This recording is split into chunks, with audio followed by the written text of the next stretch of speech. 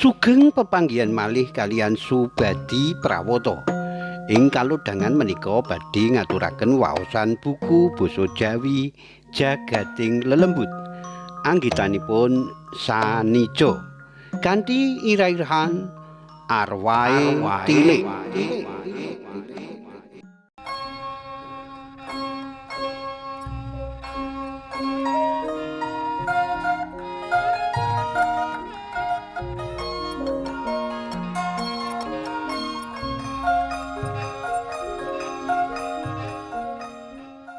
Iki pengalamane Bu Hartiah, adine ibuku, kira-kira 2 sasi kepungkur. Bu Hartiah lagi krama setengah taun oleh Pak Darjono. Pak Darjono ngasta dadi pedagang sembako neng Pasar Ngudian. Daleme ning tlatah minggir, ning pinggir dalan gedhe antarane Desa Sendang Reja karo Sendang Mulya. Minggir Sleman. Sawijine dina, kira-kira ngarepe bedhug luhur, Bu Hartiah jumeneng neng emperan ngarep daleme sinambi mriksani dalan. Kebeneran tangga mburi daleme sing asmane Mbak Sriyati mampir. Weruh Bu Hartiah terus kukur-kukur mustaka. Mbak Sriyati nyuwun pirsa. "Gatel meneh, Mbak." "Iya, empuh iki gatele kok ora jamak. Mongko 3 dina kepungkur mentas mbok petani." Pancen Mbak Sriyati kerep dijaluki tulung Bu Hartiah metani. Apese seminggu sepisan.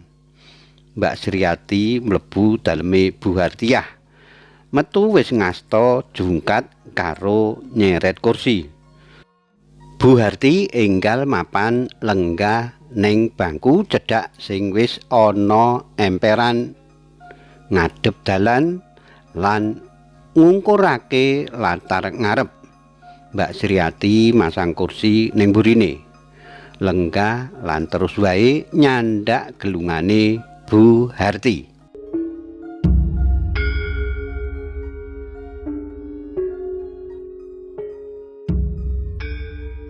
Gelungan diudari.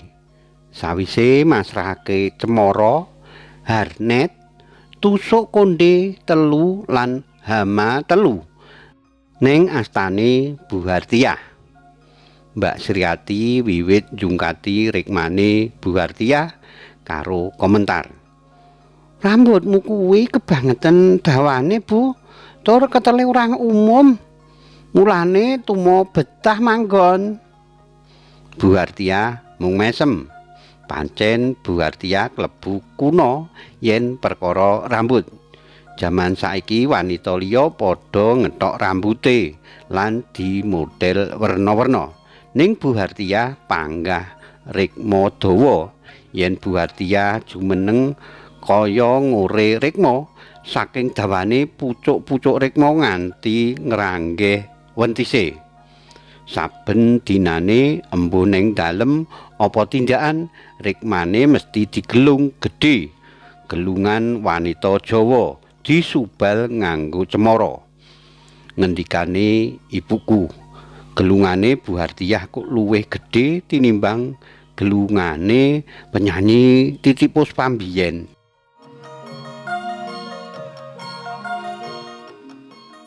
Mbak Sriyati banjur metani Bu Hartiah. "Sedhela wae wis oleh tumo lan uga lisa akeh banget." Lagi tengah-tengahe dipetani, Bu Harti mireng swara regol dibuka. Nalika noleh Bu Harti pirsa sing rawuh Bu Parti, mitrane sing saiki ngasta dadi pedagang ning Pasar Senen, Jakarta. Daleme wong tuane Bu Parti mung kira-kira 200 meter saka daleme Bu Hartiah. Weruh Bu Hartiah lagi dipetani, Bu Parti munggah nyang emperan karo ngendika, "Waduh, asik nek lagi petan." Enggal-enggal Bu Hartiah mbagekake, "Wah, tekamu kapan, Tik?" "Mau esuk Neng mengko sore wis arep bali. Wangsulane Bu Parti. Lho, kok kesusu temen, apa ora kesel to? Iya, mung tilik ngomah sedhela kangen bapak, kangen simbok. Bu Parti lenggah karo mirsani Bu Hartiah dipetani Mbak Sriyati. Sawise ngobrol sawetara Bu Parti ngendika, "Anu Tin, aku arep njaluk tulung." "Ah, njaluk tulung apa?" ngendikane Bu Hartiah mundhut pirsa. "Tulung diaturake bapak karo simbok supaya utusan Kangmasku nyang Jakarta supaya ngurus omahku saisine." Bu Hartiah sing lagi dijungkati Bu Sriyati sadurunge dipetani maneh rumaos gumun. "Lah, nang omahmu ana urusan apa?" "Ora ana apa-apa, mung ana urusan sithik kudu dirampungake." "Kok kudu aku sing matur? Kok kowe ora matur dhewe? Mumpung lagi mulih."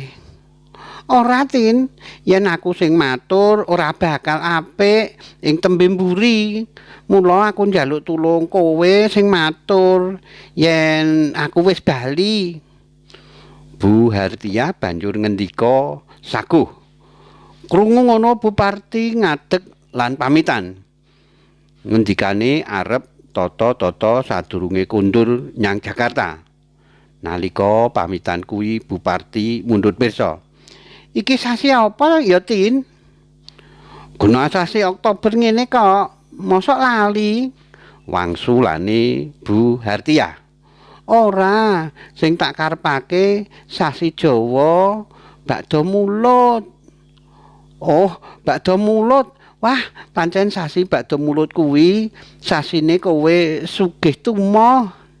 Kowe kudu kerepetan, Tin." "Apa iya?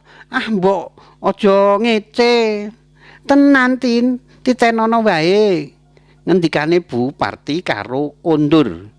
Awan kuwi Mbak Sriyati nerusake anggone metani Bu Hartiah.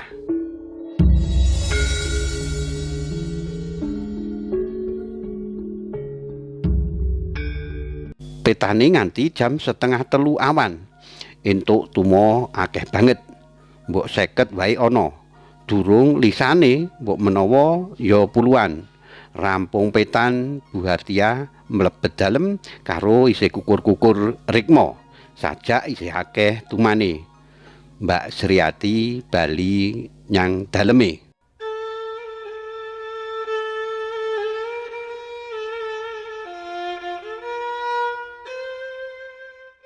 Dina candhake esuk jam 11-an Bu Hartiah mundhut dipetani maneh merga mustakane isih krasa gatel banget. Nyatane pancen oleh tumo akeh, ora kalah karo sedina sadurunge. Sing mitani ya Mbak Sriyati. Lagi enak-enak anggone petan, ana mobil jenazah njujuk ning daleme wong tuane Bu Parti.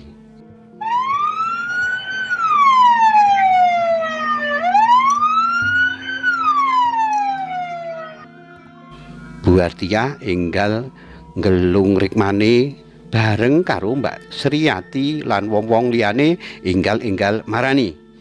Jebul mobil jenazah saka Jakarta kuwi nggawa layone Bu Parti. Bu Parti sedo merga kecelakaan lalu lintas sedina sadurunge. Kira-kira jam 8 esuk. Kabeh wong sadesa dadi geger.